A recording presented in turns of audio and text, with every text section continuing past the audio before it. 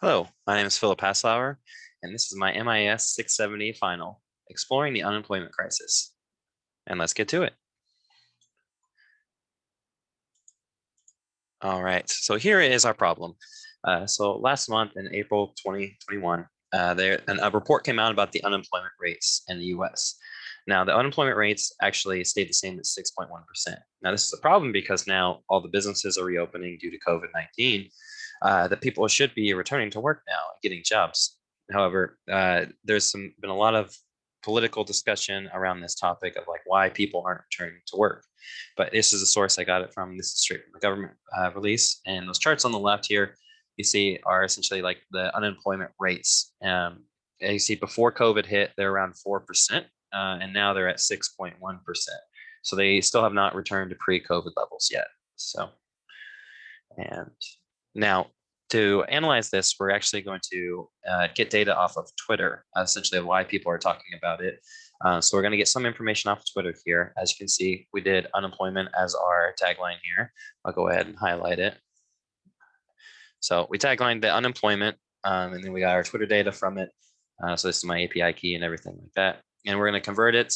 What we're going to do is get it into be a nice CSV file with some titles and things like that. So here we have that. And our second method we're going to use to get information, we're going to do a web scraping code. So what this web scraping code here is going to do, I did it over Kansas, but you can do it over any area. So I chose Kansas because, I'm currently in Kansas. So I was interested around me, how this has affected Kansas.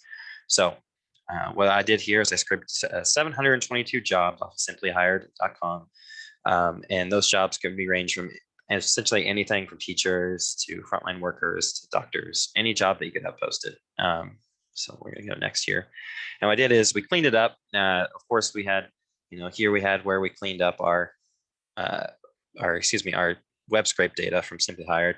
And here is what we did to clean up the information off of the Twitter data. So as well as we do have our trusty define text processing here that I'd help clean up the text as well. So, but anytime I was going to do any of these distributions I have coming up, I would use the text pre-processing. So, all right. So here we have the Kansas data. This is our distribution by city. And then as well as we have our distribution by job title. The city that most heavily affected in Kansas was actually Wichita, and then followed by Kansas City and then Topeka. And then the distribution by job title is the customer service representative, another representative, manual laborer, different stuff like that. So we did have a lot of frontline jobs here that I did notice, which is what people had talked about, that when people returned to work, it was a lot of the jobs that were open were the ones that had lost pre-COVID. So, customer service representative, front desk receptionists. So these were jobs that they had filled before, and now that businesses are reopening, they're trying to fill those jobs again. And here is the word cloud of that information. Essentially with this, how this is different is that the other one is fit by exact listing. This one could be like, certain type of technician, certain type of assistant, certain type of customer service. And it does follow our trend that we see of, either manual labor or front desk or jobs that were affected by COVID that are now being brought back. So, and this does affect our economy in a big way. Me, for instance, I actually own some stock in Uber, and in the last week, the stock price went down from $58 to $45, just because there's hardly any drivers out because people aren't driving or they drive very minimally. And I did notice that too, as well as when I went on vacation a couple months ago, and I noticed that it was really hard to find an Uber or a Lyft driver. And so it's a lot of these type of jobs that they're trying to fill right now, and it's really hurting our economy because they aren't filled. And here is our descriptive analytics. This is over our Twitter data. So what this is showing us essentially is what people are talking about when it comes to the Twitter data. So a lot of it, you notice people will be either politics like, oh, President Biden, people, benefits, president again here. So we have a lot of people just discussing like kind of the generalities of it. But the number one, by and large, that as the diagram was the unemployment benefit here. So this is important because this is what people are saying is the reason that people are not going back to work, because they're getting additional benefits for unemployment. And so for some people, they can even make more being unemployed now than going back to work. And around this time was when Biden said that people must take a job. So then that was our number two here. People must take a job if they're offered it, because what is happening, I believe, is people are being offered jobs, but the job will pay less than the unemployment, so they have no incentive to take the job. So now, to continue to get unemployment, they're making it more strict to where you must take a job if you're offered it. And we're going to go to the next source information, the users with the most tweets. We're going to quickly break down what kind of people are talking about this. So here we have the Breaking 911 is a news station. And then we also have a New York Times reporter, and an activist, the Washington Post, and even President Joe Biden was one of the ones who the most tweeted about it. So some of these people make up a large majority of tweets. So I had 21,000 tweets, and as you see here, some people are even getting up to the thousands themselves. So some of these people are tweeting up to 1,000 times, or they're getting retweeted, or they're getting mentioned. So these are people like, you know, the news stations are getting retweeted and mentioned. President Joe Biden is getting retweeted or mentioned a lot of these 20,000 tweets. So those are kind of the most prevalent ones for sure. Now I'm going to quickly skip ahead to, this is a Gephi description of that. So essentially this is the breakdown of who is tweeting and who they're tweeting at. Now I filtered it with more than 10 connections, but as you see here from the results on the left-hand side, most people actually only had one tweet about it or one retweet. So out of the 21,000, most people are only tweet once or twice. So these people in here that are more than 10, you'll notice a lot of them are reporters, or you might have, for instance, you know, Ben Shapiro, I know, is a conservative reporter.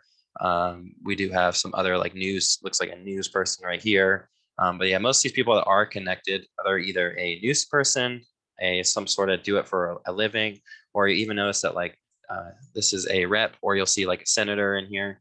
So you'll see either a political person, reporter, or just somebody who does it for a living. That they're all essentially they're the ones that are connected based off these tweets. So yeah, that was some interesting data we found from there. And excuse me, I'm going to go back here. Now we did do a content analytics on the different types of tweets that were going out. As you see here, we did get it down to, our dictionary did go down to 16,000, and then after we did the middle below, the filter the extremes, it went down to around 3,000 tweets.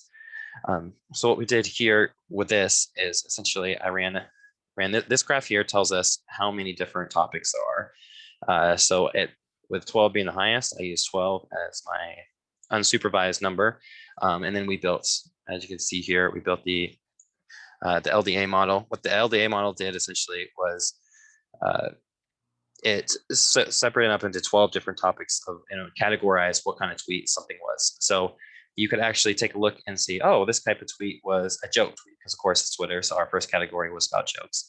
But you could actually, it would separate them into things like, you know, their political parties. So you might see, you know, somebody's talking about the GOP, or somebody wants to talk about President Biden, or somebody wants to talk about this. So some categories that would actually classify them based off of their, you know, political stance on the subjects, like, oh, people need to go back to work, or people aren't doing this. So, but yeah, I just thought this was interesting, an interesting results we got here. So what we could do, how we could use this in the future, is if somebody's going to say something, it could pre-classify them.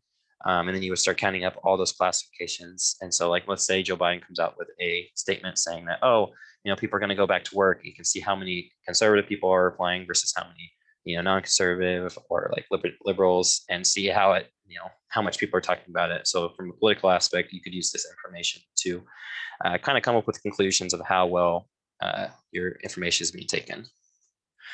And then in conclusion, the manual labor jobs were the hardest ones hit in Kansas, and Wichita is the hardest city, and most people that are talking about it are journalists or political figures. So, and then here's my sources here. Just use Twitter and Simply Hire to get the information, and then as well as the government news statement release. Thank you for watching, and you have a great day.